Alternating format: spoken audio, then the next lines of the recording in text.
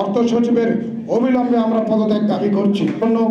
যে রেফারেন্স ব্যবহার করেছেন সেখানে বলা হয়েছে 20-10-2022 খ্রিস্টাব্দ তারিখের জনপ্রশাসন মন্ত্রণালয়ের নির্দেশনার কথা বলা হয়েছে, কিন্তু কোনো স্মারকে উল্লেখ করা হয়নি। এছাড়া নির্দেশনা লিখিত না মৌখিক তা স্পষ্টীকরণ করা হয়নি।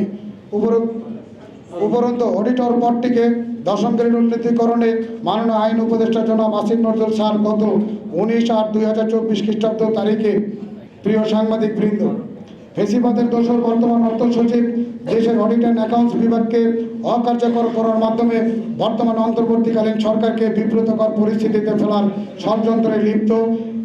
অর্থ সচিবের অবিলম্বে আমরা পদত্যাগ দাবি করছি। অর্থ সচিব দায়ী এবং এর দায় তাকেই নিতে হবে, কারণ বিভাগের চিঠির ভুল ব্যাখ্যা প্রদান করে অডিট অ্যান্ড অ্যাকাউন্টস বিভাগের অডিটর পদে 11তম গ্রেড হতে 10ম গ্রেডে উন্নতি না করার জন্য বিভিন্ন ধরনের তালবাহানা এবং পায়তারা করছে।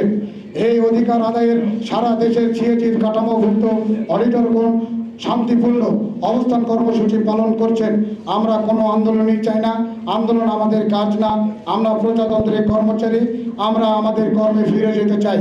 আমরা আমাদের অধিকার আদায়ের সিদ্ধান্তে অতি দ্রুত অডিটর পদটিকে 10ম গ্রেডের পূর্ণাঙ্গ যে রায় হয়েছিল তার বাস্তবায়ন চাই। আমাদের এই ন্যায্য অধিকার বাস্তবায়নের জন্য কর্তৃপক্ষের আন্তরিকতায় যথেষ্ট বলে আমরা মনে করি।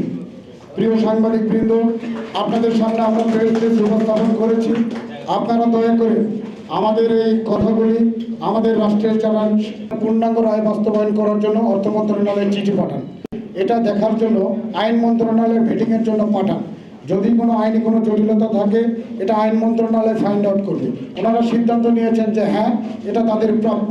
তার কারণ বাংলাদেশের কোথাও কোনো ডিপার্টমেন্টে একই পদে 2টা গ্রেড নাই, কিন্তু একমাত্র আমাদের অডিট অ্যান্ড অ্যাকাউন্টস ডিপার্টমেন্টের এই অডিটর পদটিকেই 2টা গ্রেডে করা হয়েছে। যেটা আমরা এই বৈষম্যটা আজকে নতুন না, এটা দীর্ঘদিনের একটা বৈষম্য।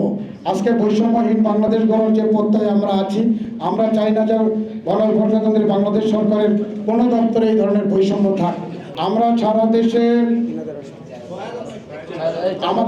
সারা বাংলাদেশে আমরা অডিটর আছি 6,900, প্রায় 7,000-এর মতো।